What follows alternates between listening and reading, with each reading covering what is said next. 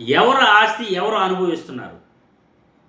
షర్మిల గారు మాట్లాడే మాటలు పబ్లిక్ డొమైన్లో ఆమె ఆస్తుల వివరాలు పెట్టి మాట్లాడుతున్నాను అని అంటున్నారు కాబట్టి పబ్లిక్ అంతా కూడా ఖచ్చితంగా ఈ విషయంలో తలదూరుస్తారు.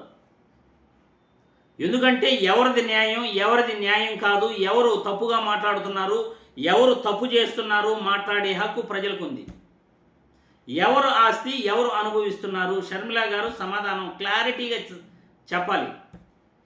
జగన్మోహన్ రెడ్డి గారు బ్రదర్ అనిల్ ఆస్తి ఏమైనా అనుభవిస్తున్నాడా, లేకపోతే నర్రెడ్డి ఆస్తులు ఏమైనా జగన్మోహన్ రెడ్డి అనుభవిస్తున్నాడా, లేకపోతే బ్రదర్ అనిల్ తన అక్కా చెల్లెలకు 30 సంవత్సరాల తర్వాత పెళ్ళైన తర్వాత కూడా ఆస్తులు పంపకాలు చేశాడా?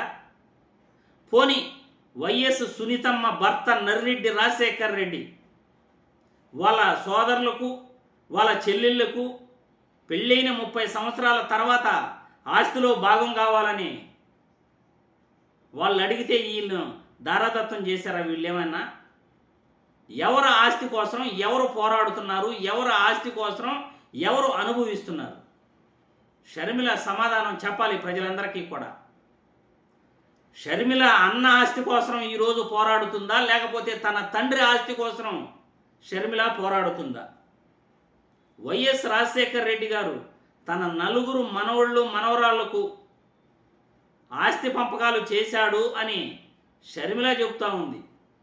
విజయమ్మ చేత అఫిడవిట్ ఆమె రాసిందా లేకపోతే ఆమె చేత రాయించారా ప్రజలకు అర్థం కావట్లే. అఫిడవిట్లో ఆస్తి పంపకాల గురించి ప్రస్తావించాల్సిన అవసరం ఏముంది? పబ్లిక్ డొమైన్లో పెట్టాల్సిన అవసరం ఏముంది విజయమ్మకు? పబ్లిక్గా ఆమె ప్రెస్ మీట్ పెట్టి మాట్లాడచ్చు కదా.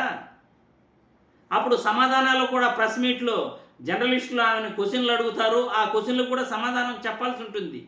2009కు ముందు రాజశేఖర్ రెడ్డి గారి మాటలు తన మిత్రులతో తనకు ఆత్మీయులతో ఆయన ఏం మాట్లాడాడో ఆయన మాటలు ఒకలా ఉన్నాయి. విజయమ్మ అఫిడవిట్లో మెన్షన్ చేసిన మాటలు మరోలా ఉన్నాయి. షర్మిల మాటలు ఇంకాస్త తేడాగా ఉన్నాయి. రాజశేఖర్ రెడ్డి గారు అన్నది ఏమిటంటే, నా కొడుకు బాగా సంపాదిస్తున్నాడు, ప్రయోజకుడయ్యాడు, నాకు ఏది అవసరమైనా నా కొడుకు ఇచ్చే స్థితిలో ఉన్నాడు అని రాజశేఖర్ రెడ్డి గారు పలు సందర్భాలలో తన మిత్రులతో ఆయన పాలుపంచుకున్న వీడియోలు కూడా బయటపడ్డాయి. 2004లో రాజశేఖర్ రెడ్డి గారు ఆస్తుల్ని ఎన్నికల అఫిడవిట్లో ఎంత మెన్షన్ చేశారు?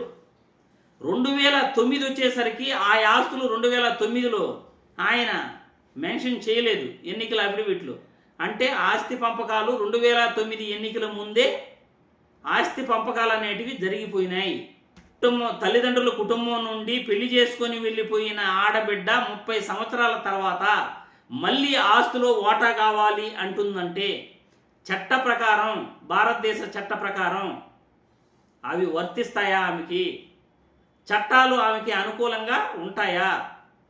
దాదాపు 20 సంవత్సరాల తర్వాత ఏ పెళ్లి చేసుకొని అన్న ఆడబిడ్డకు కానీ తల్లిదండ్రుల ఆస్తుల్లో వాటా అనేది ఇవ్వబడదు 20 సంవత్సరాల తర్వాత, పెళ్ళైన 20 సంవత్సరాల తర్వాత. మరి అటువంటప్పుడు 95లో పెళ్ళైన షర్మిలకు అంటే దాదాపు కూడా 28 సంవత్సరాల తర్వాత ఆస్తుల గురించి తగాదాలు బయటపడ్డాయి. అన్న ఆస్తుల్లో వాటా కావాలని అడుగుతుందా, తన తండ్రి రాజశేఖర్ రెడ్డి గారి ఆస్తుల్లో వాటా కావాలని అడుగుతుందా అనేది ప్రజలందరికీ కూడా డౌట్. ఇప్పుడు అన్నని ఎలా వాటా అడుగుతుందో షర్మిల ఆడబిడ్డలు కానీ లేకపోతే షర్మిల భర్త తన సోదరులకు కానీ ఆస్తుల్లో వాటా పంపకాలు ఇచ్చాడా? అదేవిధంగా సునీతమ్మ భర్త నర్రెడ్డి రాజశేఖర్ రెడ్డి తన సోదరులకు కానీ తన సోదరిమణులకు కానీ అక్కా చెల్లెళ్ళకు కానీ ఆస్తుల్లో వాటా ఇచ్చాడా? తాను సంపాదించుకున్న ఆస్తుల్లో ఎవరైనా తల్లిదండ్రులు సంపాదించిన ఆస్తిలో వాటా వస్తుంది.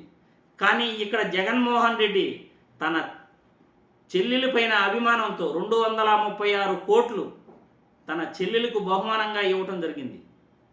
తన తల్లికి సరస్వతి పవర్ ప్రాజెక్టులో షేర్లు ఎంఓయు రాయించడం జరిగింది. అది కూడా ఎంఓయులో ఈడీ అటాచ్మెంట్లో ఉన్న ఆస్తులు కాబట్టి ఈడీ అటాచ్మెంట్ క్లియర్ అయిన తర్వాత, కేసులు క్లోజ్ అయిన తర్వాత ఆ ఎంఓయు ప్రకారం పూర్తిగా ఆమె పేరుతో ఇవ్వబడతాయి ఆ ఆస్తులు అని కూడా ఎంఓయులో మెన్షన్ చేస్తున్నారు.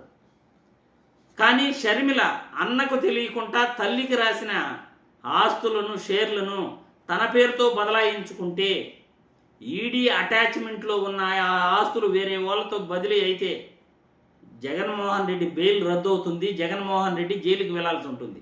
ఈ విషయం తెలిసి కూడా అన్నకు తెలియకుండా తల్లి దగ్గర నుండి ఆస్తి పంపకాలు చేసుకోవటం వల్ల ఒక అన్నను జైలుకు పంపాలని ఆలోచన, కుట్ర ఈ షర్మిలకు ఉందనే కదా అర్థం.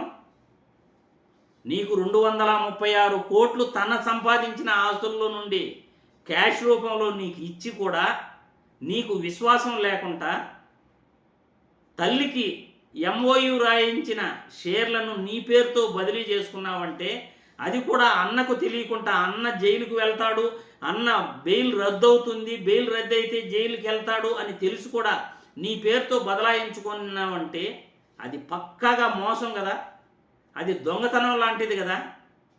అన్నకు తెలియకుండా అన్న రాయించిన ఎంఓయును నీ పేరుతో బదలాయించుకోవటం తప్ప కాదా?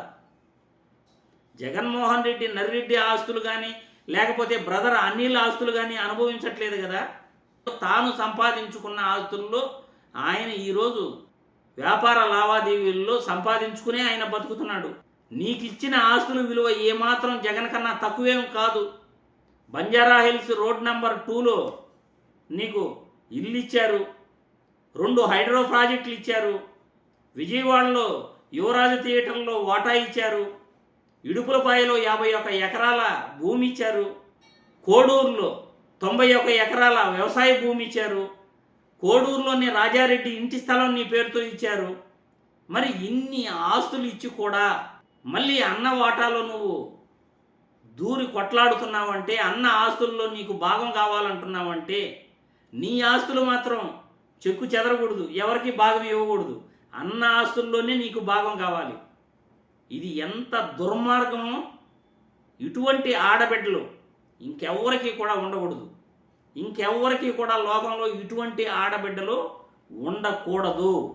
షర్మిల అనే వ్యక్తి ఎంత నెగిటివ్ మైండెడ్ ధనపిచాచి లాంటి వ్యక్తో ప్రజలందరికీ కూడా ఇప్పుడు అర్థమవుతా ఉంది. మరి మీ అభిప్రాయాలను కామెంట్ల రూపంలో తెలియజేయాల్సిందిగా వీడియో ద్వారా కోరుతున్నాను.